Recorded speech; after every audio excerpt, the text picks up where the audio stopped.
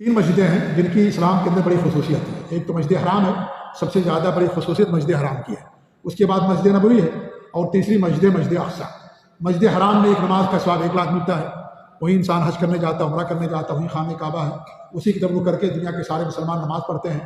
وہی مقام ابراہیم ہے، صفا مروہ کی پہاڑیاں ہیں، مزدلفہ ہے، عرفات ہے، منا کی وادیاں ہیں۔ انسان حج کرنے عمرہ کرنے وہیں جاتا ہے۔ اگر آدمی عمرہ اور حج کرے مدینہ نہ جائے، اس آدمی کے حج عمرے پر کوئی فرق نہیں پڑتا ہے۔ دوسری مسجد ہے مسجد نبوی، جس میں ایک نماز کا ثواب دیگر مسجدوں کے مقابلے میں 1000 ملتا ہے۔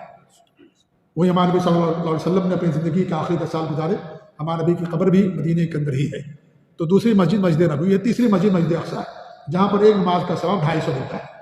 حضرت جابر رضی اللہ عنہ فرماتے ہیں کہ اللہ کے رسول صلی اللہ علیہ وسلم کے ساتھ یہ ہم ایک مجلس میں بیٹھ کر کے مسجد اقصیٰ کا اور مسجد نبوی کا ذکر کر رہے تھے کہ کہاں پر اجر کتنا ملتا ہے۔ تو ہمارے نبی صلی اللہ علیہ وسلم کو مدار ہوئے تو آپ نے فرمایا کہ مسجد اقصیٰ کے اندر 4 نماز پڑھنا ہماری مسجد میں 1 نماز کے برابر ہوگا۔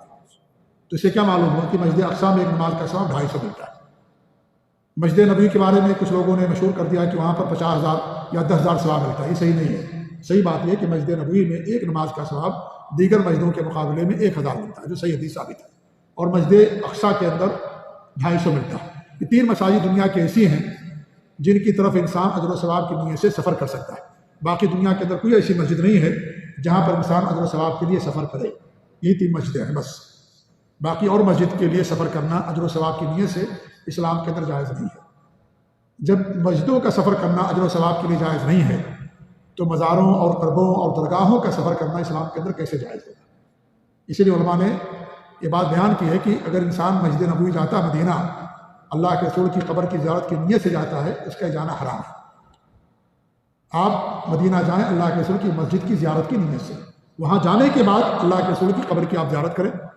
ایسے ہی مسجد قباء ہے، وہاں پر 2 رکعت نماز کا ثواب 1 عمرے کے برابر ہوتا ہے۔ اس مسجد کی نیت سے بھی انسان اپنے شہر سے سفر نہیں کر سکتا۔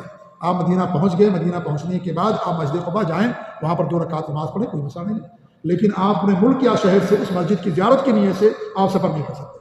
دنیا میں صرف 3 مسجدیں ہیں جس کی زیارت کی نیت سے انسان سفر کر سکتا ہے: مسجد حرام، مسجد نبی اور مسجد اقصیٰ۔ مسجد قباء کی تعمیر ہمارے نبی نے اپنے ہاتھوں سے کی۔ اس مسجد کی تعمیر ہمارے نبی نے ہاتھوں سے کی، اس کے باوجود بھی اس مسجد کی زیارت کے لیے آپ اپنے شہر یا ملک سے سفر نہیں کر سکتے۔ جب اس مسجد کے لیے نہیں سفر کر سکتے ہیں تو دیگر کسی اور مسجد کے لیے سفر کرنا جائز نہیں ہوگا۔